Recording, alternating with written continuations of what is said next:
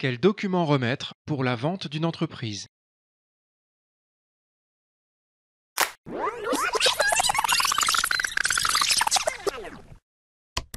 La première rencontre entre un cédant et un candidat à la reprise donne souvent lieu à une discussion ouverte, libre, où le cédant peut évaluer le sérieux du repreneur et où le repreneur peut se projeter dans l'entreprise. Il y a rarement échange de documents à ce stade. Si le cédant et le repreneur confirment ensuite leur intérêt mutuel, il y aura alors échange de documents dont la majeure partie provient, il est vrai, du cédant. Cet échange peut être assuré par un intermédiaire professionnel qui organise et sélectionne les informations. L'objectif est de jauger immédiatement la faisabilité financière et technique de la vente. Certaines informations se divulguent oralement de bonne foi, d'autres nécessitent un support documentaire. Vous, repreneur, devez d'abord rassurer sur votre capacité à mobiliser des apports personnels. Vous n'êtes pas obligé d'indiquer cette somme directement au cédant. C'est l'intérêt du négociateur qui, en connaissant l'information, la valide et en préserve la confidentialité. Cependant, si vous n'avez pas de fonds propres, vous n'avez que très peu de chances d'obtenir un prêt. Dès lors, avant de vous engager, assurez-vous de disposer d'une somme d'au moins 20 à 30% par rapport au montant supposé pour le rachat de l'entreprise. Dans l'idéal, cette somme est constituée d'épargne.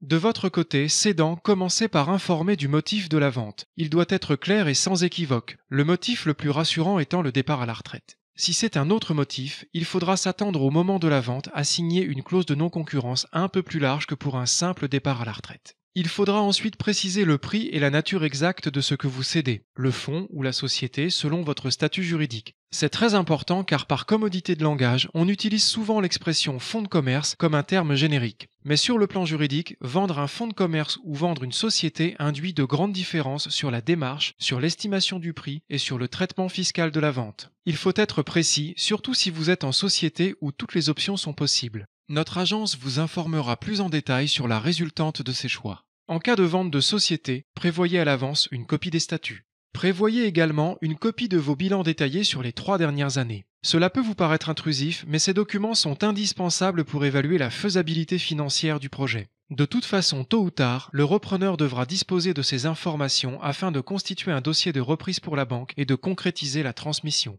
Si vous êtes locataire, prévoyez également une copie du bail. C'est un document très important car la faisabilité d'une vente dépend aussi de sa validité. Il importe de connaître la date anniversaire, la période et le mode de renouvellement, la destination, c'est-à-dire les activités autorisées, le montant de l'éventuel pas de porte, le loyer, l'indice sur lequel sont indexées les augmentations, et enfin la répartition des travaux pris en charge par le propriétaire ou le locataire. D'autres documents sont requis mais la liste varie selon l'activité de l'entreprise. Ces pièces sont d'ordre réglementaire, comptable ou contractuel et sont indispensables à la vente. Là encore, aidez-vous d'un professionnel pour recueillir et traiter ces informations. Pour vous cédant, si cela est pertinent dans votre activité, la règle principale est de ne jamais dévoiler l'identité de vos clients avant la signature de l'acte de vente définitif. Si vous livrez des informations à leur sujet, conservez-en toujours l'anonymat. Dernière information obligatoire, depuis septembre 2015, tout établissement recevant du public est tenu de respecter des normes pour l'accessibilité des handicapés. L'objectif est de fournir au repreneur un plan de mise aux normes par l'intermédiaire d'un architecte par exemple.